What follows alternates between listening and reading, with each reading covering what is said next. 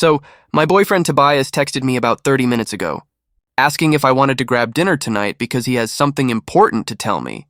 Yes, the same Tobias who spent last weekend at another woman's apartment and sent me a selfie from her bed to prove some twisted point about trust. Yeah, that Tobias. I'm just sitting here, staring at my phone, trying to figure out whether he's completely lost his mind or if this is some elaborate test to see how much disrespect I'll tolerate. Because honestly, after the last 3 weeks of absolute insanity, I'm starting to think it might be both. Let me back up and explain how we even got here. This whole situation has been such a train wreck that I need to write it out just to make sense of it. And maybe you guys can tell me if I'm crazy, or if my boyfriend has officially crossed every line that exists in a relationship. 3 weeks ago, Tobias came home from work and casually mentioned that his friend Andrea was having roommate drama. Apparently, her roommate bailed with 2 weeks' notice, and she was freaking out about making rent. Totally normal friend crisis, right? I was ready to be supportive, maybe suggest some roommate finding apps or offer to help her post on social media. But then Tobias drops this bomb on me, completely serious. He tells me he's going to stay at Andrea's place for a few weeks to help with rent while she finds someone new. Just like that. No discussion, no, how do you feel about this? Just an announcement that my boyfriend was moving in with another woman. I actually laughed at first because I thought he was joking. Who does that? Who tells their girlfriend I'm moving in with another woman and expects her to smile and say, "Oh sure, have fun"? But Tobias wasn't laughing. He looked at me like I was supposed to be impressed by how generous he was being. When I told him I wasn't comfortable with that arrangement, he gave me this condescending look and said I was being selfish. Selfish, apparently. Wanting my boyfriend not to live with another woman now makes me the bad guy. He said if I truly trusted him, it wouldn't be an issue, and that my reaction was showing my true colors. I tried explaining it wasn't about trust, it was about boundaries and respect. That most couples wouldn't be okay with this, no matter how secure the relationship was. But Tobias kept twisting it, calling me controlling and insecure, like those words were meant to shut me down. The argument went on for hours. He brought up random examples, like when I chatted with male coworkers, or when my ex Brian texted about some old stuff he'd left at my place, acting like those were somehow the same as him literally moving in with another woman. The mental gymnastics were something else. What really got me, though, was how he kept painting Andrea as this helpless victim who'd end up homeless without his personal rescue mission. This woman is 25, has a full-time job and a college degree. She's not helpless.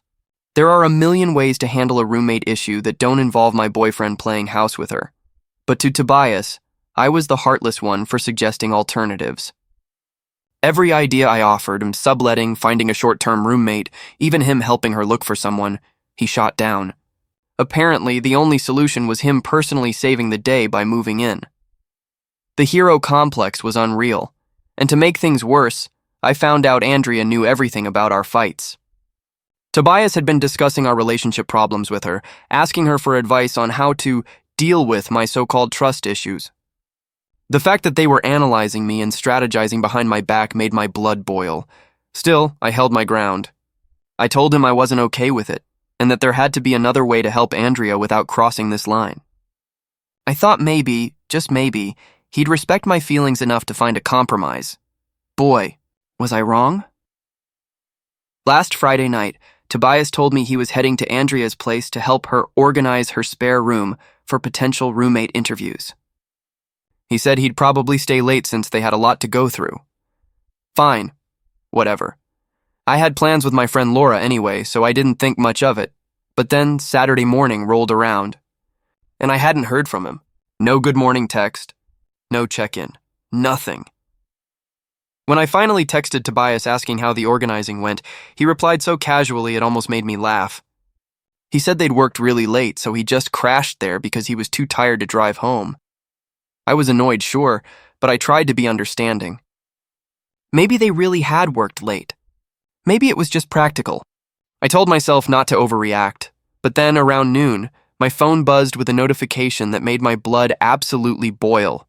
It was a photo, a selfie, from Tobias, shirtless, in Andrea's bed. The caption read, "Some people trust, some people don't." I stared at that picture for a solid 5 minutes, trying to process what I was even looking at. My boyfriend had spent the night at another woman's place, woke up in her bed, and thought the best way to prove his point about trust was by sending me a smug selfie to rub it in. The audacity was unreal. Like, who does that? Who thinks sending their girlfriend a shirtless photo from another woman's bed is a good idea? It was like he was deliberately trying to push every single one of my buttons. I called him immediately. He answered on the first ring, sounding way too cheerful. When I asked what the hell he thought he was doing, he acted confused. Like I was the one overreacting. He said he thought I'd appreciate him being transparent about where he was instead of hiding it. Transparent as out. If taking a selfie in another woman's bed was some kind of moral gesture, instead of a blatant provocation, the conversation escalated fast. I told him flat out that what he did was disrespectful and hurtful, that spending the night at Andrea's place crossed a line for me. But instead of apologizing or showing even an ounce of empathy, he doubled down. He said I was proving his point about not trusting him, that if I was really secure in our relationship, I wouldn't be making such a big deal about him, helping a friend. Then he actually said my reaction was exactly why he needed to reconsider our relationship dynamics. That's when it hit me. This wasn't about Andrea's roommate issue anymore. This was Tobias testing me. Testing how much he could get away with, how far he could push my boundaries before I finally snapped. And honestly, he was about to find out. But the real kicker came Sunday evening. That's when I got a Facebook message from Andrea. I'd never spoken to this woman directly in my life, but apparently she thought she had the right to insert herself into my relationship. Her message was short, smug, and absolutely infuriating. She told me I needed to grow a backbone if I wanted to date someone like Tobias, and that my insecurity was embarrassing to watch. She said Tobias deserved someone who could handle him having female friends without creating drama. I screenshotted that message so fast it was almost muscle memory. The sheer nerve of this woman messaging me about my own relationship was unreal. And the fact that she clearly knew about all our private arguments made it 10 times worse. When I confronted Tobias about it, he didn't even seem surprised. He said she was just looking out for him because she could see how stressed our fights were making him. He defended her, said maybe I should listen to what she had to say. That was the moment it really sank in.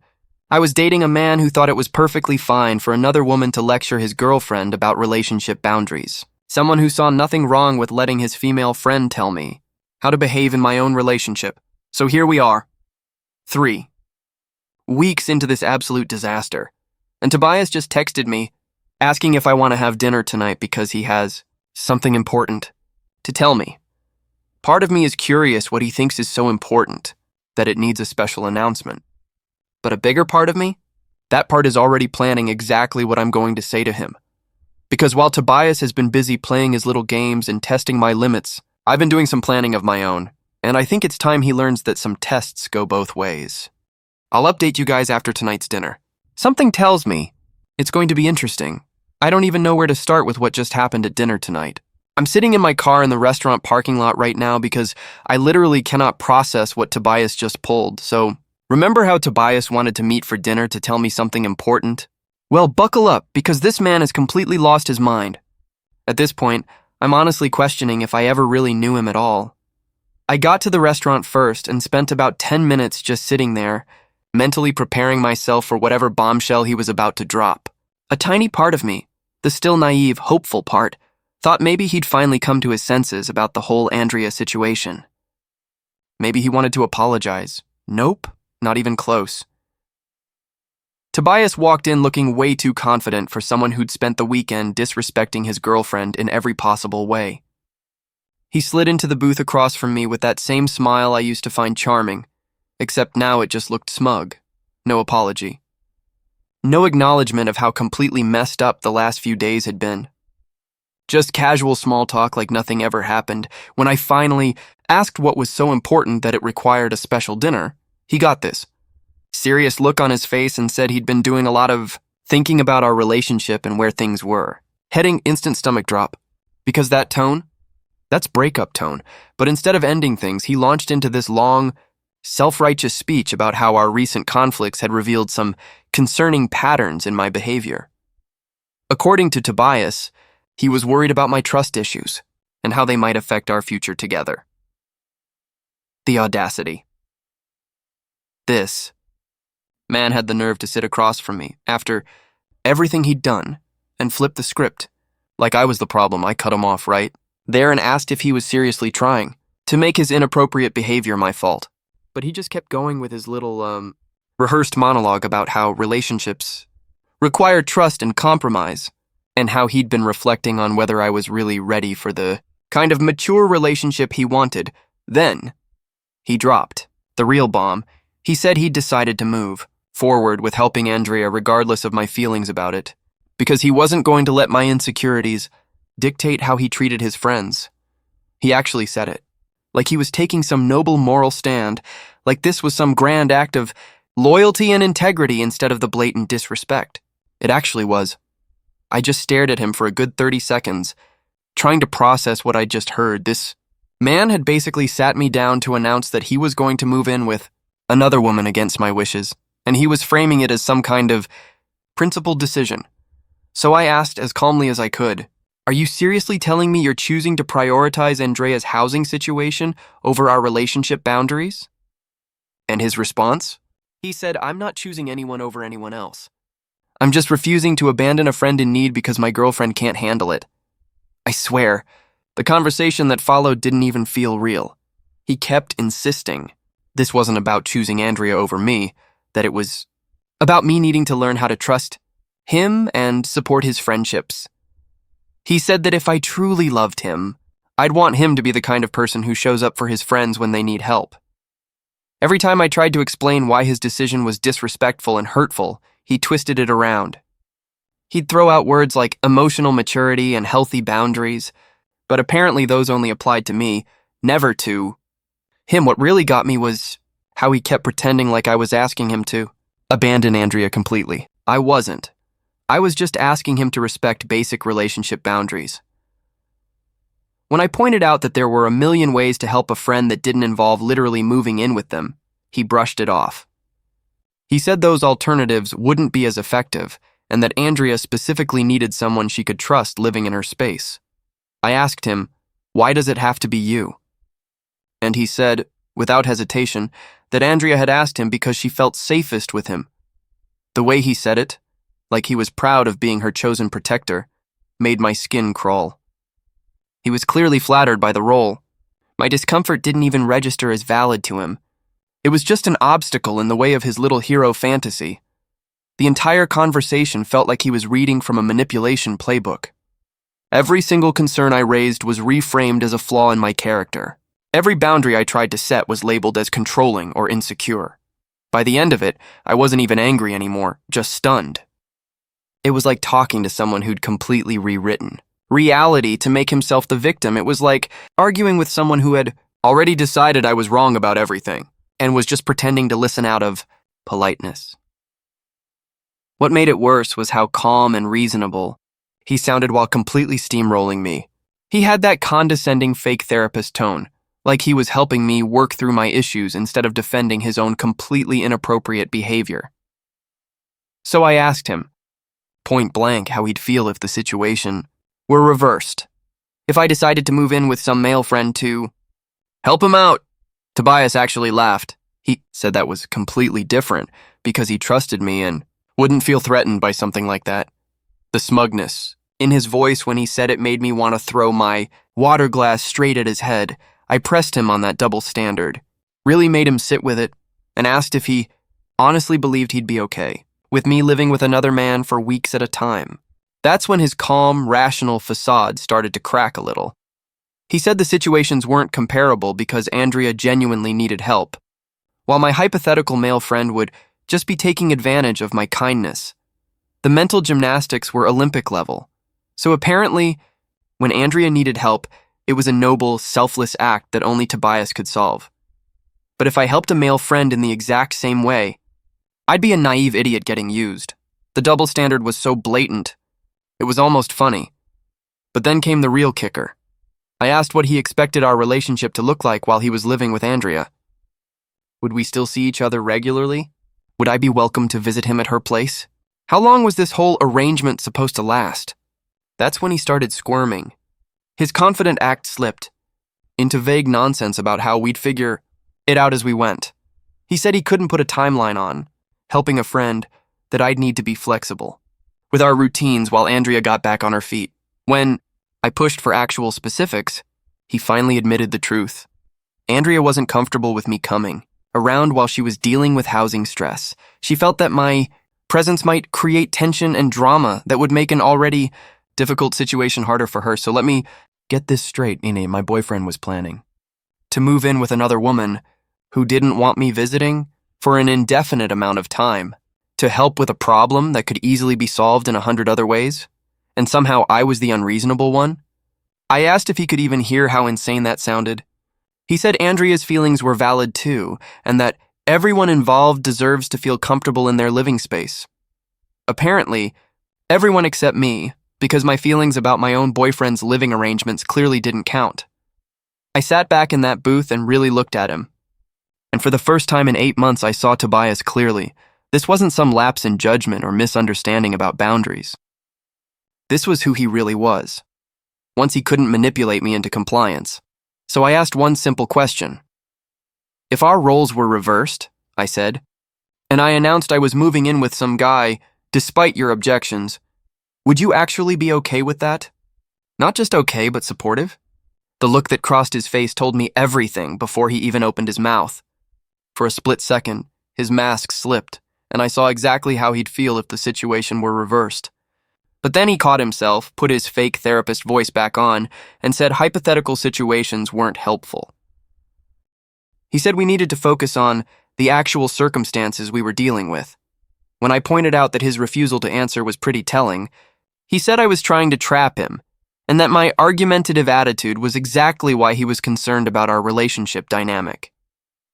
According to Tobias, everything was my fault.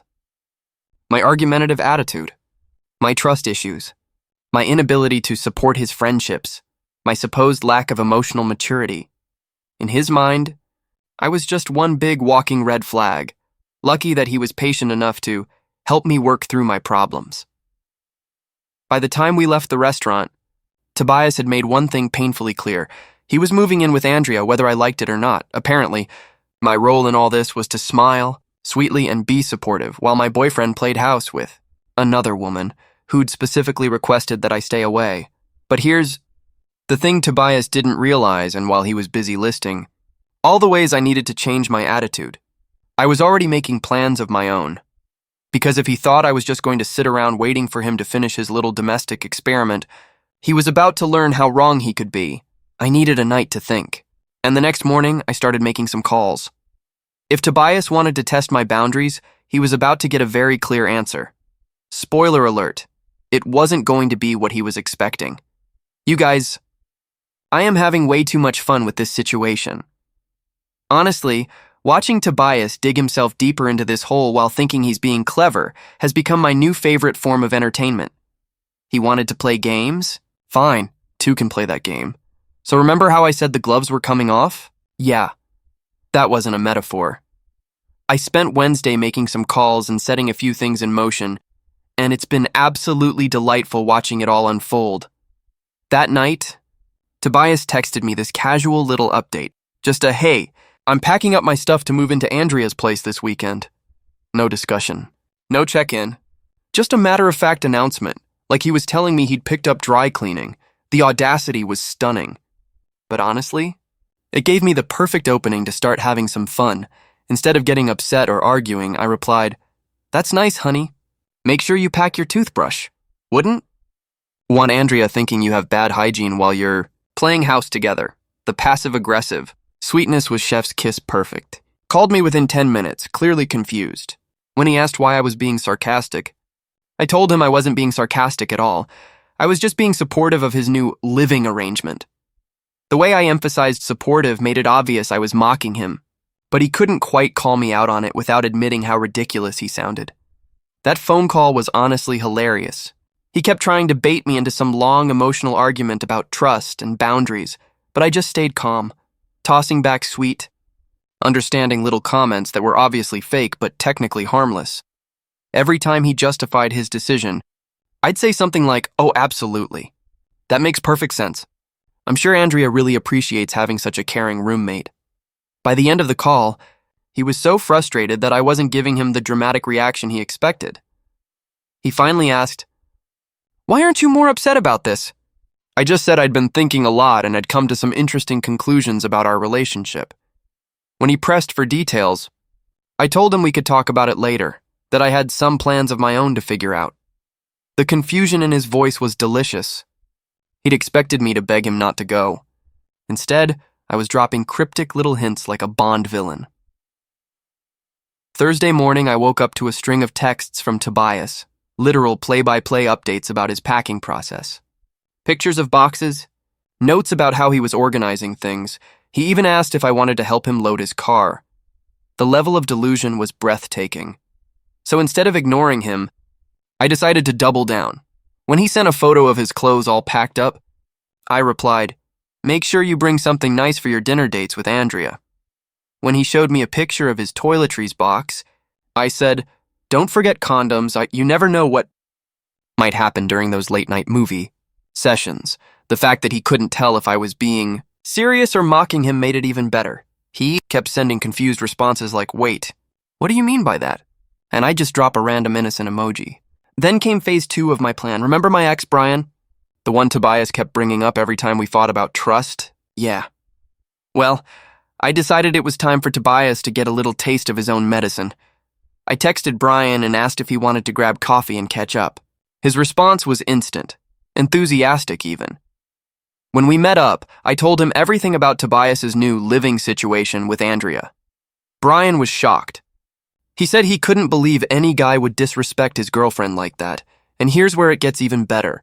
While we were sitting there talking, I started getting texts from Tobias again. Updates, progress pictures.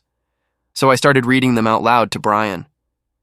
We both ended up laughing so hard we nearly spilled our coffees. He said he couldn't believe Tobias was sending me play-by-play updates about moving in with another woman, and that if he were my boyfriend, he'd be focused on making me feel secure, not on some random female friend. Let's just say phase 2 was a resounding success. That's when I got a brilliant idea. I looked at Brian and asked if he wanted to help me send Tobias a little message of our own. Brian didn't even hesitate. He was immediately on board. So we took a selfie together right there at the coffee shop, and I posted it to my Instagram story with the caption, "Catching up with old friends who actually know how to respect boundaries." It took less than 20 minutes for my phone to start buzzing. Tobias was calling. The second I answered, he jumped straight in. No hello, no small talk, just, "Who are you with? And what's with the cryptic Instagram story?" I told him, totally calm, that I was just catching up with Brian. We'd been having a really interesting conversation. The jealousy in his voice was instant, sharp, unfiltered, impossible to miss. He started firing off questions like bullets. What were we talking about? Why was I with my ex? How long had we been there? When I mentioned that Brian had been giving me some perspective on my current relationship situation, Tobias's tone shifted completely. There was this panicked edge creeping in, like he could feel the control slipping through his fingers. I stayed cool. I told him, "Since you're exploring new living arrangements, I figured I could explore reconnecting with old friends too." I swear, I could hear his brain short-circuiting on the other end of the line. Friday morning, Tobias called again to let me know he was officially moved in at Andrea's place, but the cocky, self-assured tone he'd had before, gone. Now he sounded tense, uncertain. He kept asking about my plans for the day, and whether I'd be seeing Brian again. So I told him, casually, that Brian and I might grab dinner later. The silence that followed was golden. Gone was the confident guy who'd spent weeks lecturing me about trust and emotional maturity. Now he was scrambling, grasping for excuses, warning me to be careful, insisting he was only being protective. I reminded him, sweetly, that he had spent weeks telling me that opposite-sex friendships were totally normal, and that anyone who had a problem with them was just insecure. He tried so hard to explain why my situation with Brian was different from his with Andrea, but every excuse only made him sound more ridiculous. When I pointed that out, all fake innocence, he got flustered and defensive. That evening, Brian and I did go to dinner. And yes, I made sure to document everything. We took selfies, photos of our food, even a story of us sharing dessert with the caption, "When someone actually knows how to make you feel special." It took all of 10 seconds for my phone to start blowing up with texts from Tobias. I ignored them for hours. When I finally called him back later that night, he immediately started interrogating me. Where had we gone? What did we talk about? Why didn't I answer? I told him calmly that we'd had a wonderful time, that it was refreshing to be with someone who listened and cared about my feelings. Then I added ever so casually that Brian couldn't believe how Tobias had been treating me. The panic in Tobias's voice was delicious. He started scrambling, saying Brian was probably manipulating me, that he just wanted to get back together. I couldn't help but laugh. I said, "Wow, that's interesting. You've spent weeks telling me not to be insecure or suspicious of people's intentions. But now you're worried about mine?" Then I asked why he was suddenly so concerned about my friendships when his own living situation was supposedly so innocent that shut him up. Saturday. Time to really turn up the heat. Brian and I spent the whole day together, the farmer's market, walking downtown, laughing over street food. It felt natural, easy, light, and yes, I documented everything. Photos of fresh flowers, coffee cups, sunlight, and smiles. I made sure to look happy, relaxed, completely unbothered. Meanwhile, Tobias was blowing up my phone. Text after text after text. "What are you doing? Why aren't you answering?" When I finally replied that evening, I told him I'd been having such a great day that I hadn't even checked my phone. He called that night, clearly agitated and his voice tight, brittle. He started lecturing me about how my behavior with Brian was inappropriate and disrespectful to our relationship. I told him I found it fascinating that he was suddenly so worried about boundaries when he'd been living with another woman all week. He tried once again to explain the difference, but I cut him off and said that Brian had actually helped me gain some real perspective on what I deserved in a relationship. Then came Sunday morning. I woke up to Instagram stories from Andrea, her and Tobias playing house, making breakfast, organizing closets, cuddling on the couch, and instead of getting upset, I laughed. I screenshotted every single one and sent them to Brian with a few laughing emojis. Then Brian and I spent Sunday together too. And honestly, it felt amazing to be around someone who was focused on me, someone who made me feel seen, respected, appreciated, not constantly defending another. Woman's feelings. Our chemistry was effortless, the kind that reminded me exactly why I'd been drawn to him in the first place. By the time Tobias called that night, I could already tell he was unraveling. His voice had that desperate edge, the kind that only shows up when someone realizes the game they started is no longer theirs to control. He asked if something was going on between me and Brian. I told him that Brian had been showing me what it felt like to actually be someone's priority. The silence that followed was priceless. All that smug confidence he'd been hiding behind, gone. You could hear the panic creeping in. He started backtracking, mumbling about maybe reconsidering his living arrangement with Andrea, saying we could find some compromises. But I was having way too much fun to let him off that easy. I told him that spending time with Brian had been eye-opening, that he'd reminded me what it felt like to be respected, valued, and truly seen. That hit Tobias like a freight train. Suddenly, he was professing his love, promising to fix things. But it was too late. The manipulator finally realized he'd lost control. I told him I needed time to think and that I'd reach out when I was ready. Since then, my phone hasn't stopped buzzing. Texts, missed calls, panicked voicemails. He keeps swinging between guilt-tripping and jealousy, like a man watching his own downfall in real time. If Tobias wanted to test my boundaries, well, he just learned I play the game better. The grand finale last night was the best part. Tobias FaceTimed me. And yes, I recorded the whole thing. He was sitting in Andrea's apartment, surrounded by her tacky motivational quotes and overpriced candles, trying to look composed. He started lecturing me again about how my friendship with Brian was inappropriate. I almost choked laughing. This man is literally living with another woman, but wants to scold me about boundaries? Meanwhile, Brian and I have been inseparable. He listens. He cares. He treats me the way Tobias never could, and He just surprised me with tickets to Italy, first-class seats to Rome, a private balcony in Tuscany overlooking the vineyards. A week of sun, peace, and someone who actually values me. So while Tobias was mid-lecture, I just smiled and said, "It's funny, you're talking about boundaries while Brian and I are packing for Italy." The look on his face was chef's kiss perfect, bright red, shaking. Trying to keep it together while his friends sat in the background watching the show, I could even hear one of them whisper, "Dude, chill." That's when I went for the kill. "Really, Tobias? How exactly is this different?" "Go on, explain it to me." And to your audience, he completely lost it. The calm, fake therapist act vanished, replaced by shouting, excuses, and pure frustration. He showed everyone exactly who he really was. I just smiled. "Anyway," I said, "Brian's waiting for me. We have a flight to catch," and then I hung up. So, to the man who thought he could gaslight me into silence, thank you. You gave me the best plot twist of my life, because sometimes karma doesn't wait. Sometimes she books a first-class ticket to Italy. The look on his face was priceless. It was the exact moment Tobias realized the game was over, and that he'd just lost to someone who played smarter, calmer, and with a lot more grace. I made sure to mention the first-class flights and the 5-star hotel, because I knew it would eat him alive. He looked like he was about to throw up, and I swear I heard Andrea gasp in the background, so naturally. I went in for the kill. "Tobias, honey," I said, sweet as sugar, "you do realize you're just Andrea's convenient helper boy, right?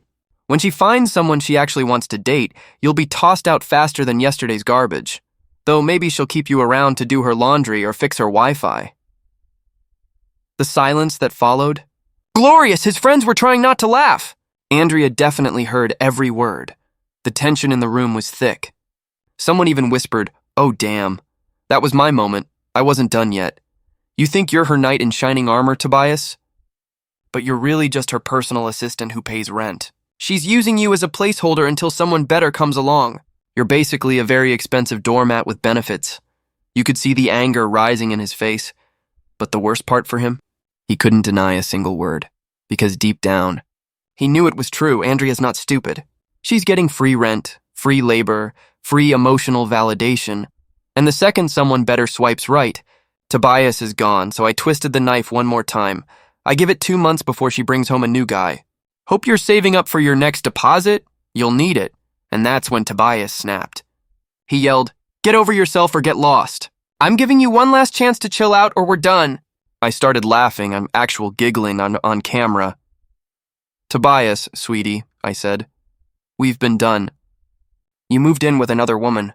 I moved on to someone who actually knows my worth. There is no last chance, because I already upgraded." The panic in his eyes was everything.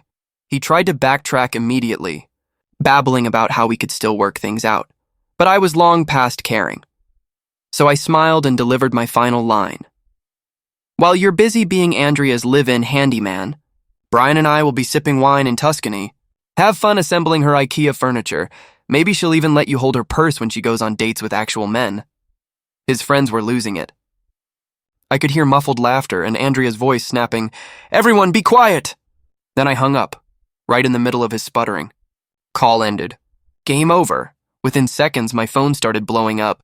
He was calling from his friends' phones now. Pathetic, desperate, scrambling. And then, cherry on top, Andrea DM'd me.